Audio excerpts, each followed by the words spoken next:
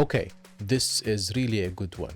Did you know you can take a simple shape in Illustrator and turn it into a stunning, realistic 3D design using Adobe Firefly? It's super easy and a lot of fun. Let me show you how. I'm Omar and you're watching QuickTips tutorials. So I'll be using 3 examples here. Let's start with the first one.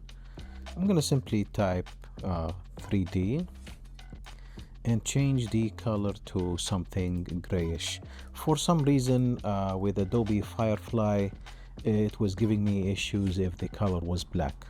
Anyway, let's export that and call it 3D. Use the artboard, export 72 dpi, okay, and go to the Firefly website. Okay, let me choose the first example. Click on the pen icon and I'll say use as style reference. If you notice here, it chose this as my style reference. And for the composition, I'll simply upload the image I exported from Illustrator.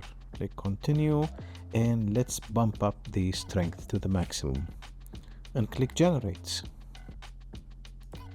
And wow, that's really cool. Now you can also edit the effects. You can play around with these, try them out. Let's try the hyper realistic, generate. If you notice, it added more details. This is the new one with the hyper realistic effect, and this is the previous one. Okay, now for the second example. The idea here is to add a reference. I'm going to generate something that has a sky and a floor. So the shape here is on a floor, some kind of a floor, a surface, and there's a sky behind it. So basically what I'm doing is just exporting a reference to Firefly. So file, export to, use artboard and export. Let me choose this as a reference and upload the image we just exported. Continue. Always make sure to bump up the strength to the maximum. Otherwise, you won't see the results intended. Click generate. Wow, look how beautiful that is. But for some reason, it did not pick up the 3. Let's go back to Illustrator, find out what's going on. Let me choose another color.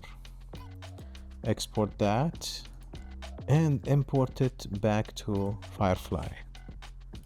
If you notice here, when I changed the color of the text to something else, it gave me the result I was expecting actually.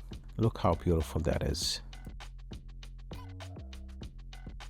Okay, now for the third and the final example, let me type the word below. Let's create outlines and group. And I want to give each letter a color. I'll explain why shortly. Let's move these closer to each other, let them overlap. Now the reason I chose different colors for each letter, for Firefly to understand that these are separate objects. What we basically did here is simply a reference for Firefly. Now let's export this.